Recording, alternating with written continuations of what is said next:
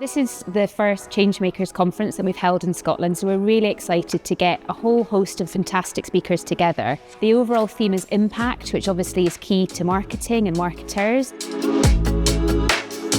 Our approach at True North is always to campaign to make a difference, make an impact. So that kind of drives a lot of what we do, and so making an impact, making a splash, making a difference, making change happen. A lot of the evidence that we've got about what makes an impact in terms of branding is visual stuff. And when we look at the world around us, we can see a lot of the brands that people create off their own bat are primarily visually driven. But the way that we tend to think about defining brands is verbal. And I think we're missing a trick because of that.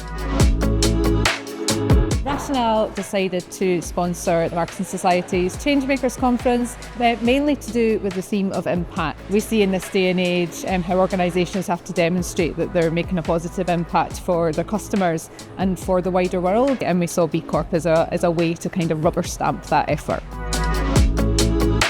At Deliveroo, we've changed the way that customers shop and eat by bringing the local high street to their door. And now you can order from hundreds of thousands of restaurants in 10 countries via the Deliveroo app and get the best local restaurants to your door.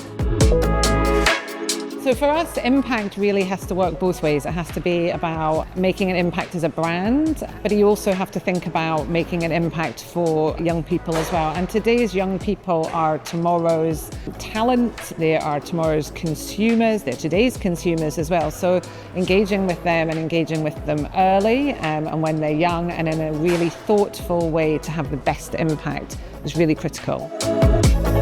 The reason marketers have to pay more attention to the younger generations now is because they are having more of an impact upon brands. They're having that impact faster, and they're also having that impact upon ages beyond their peers. So if you're not thinking about them at all, you are placing yourself at risk. You've seen marketers talk about disruptive brands.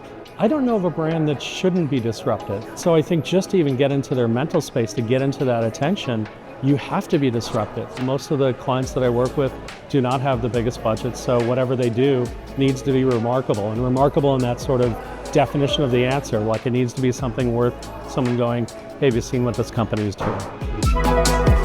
Being brave is around taking calculated risks, but also being surrounded by people who will really support you to be brave. Because a lot of the great stuff comes from being risky and innovative as well. Where bravery comes in is giving yourself permission and people around you having that permission to be able to go, do you know what?